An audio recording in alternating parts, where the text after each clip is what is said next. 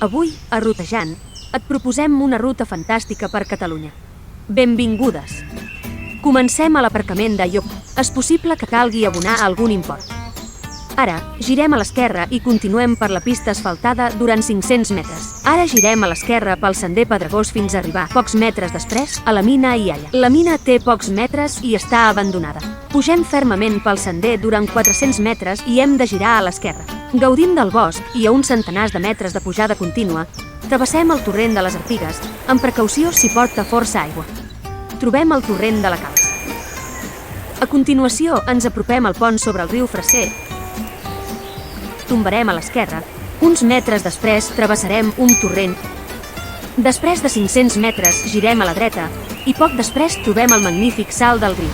Un cop hem fet les fotografies de rigor, avancem pel costat del riu Freser enmig de boscs fins que, 700 metres després, travessar-lo per un pont de fusta.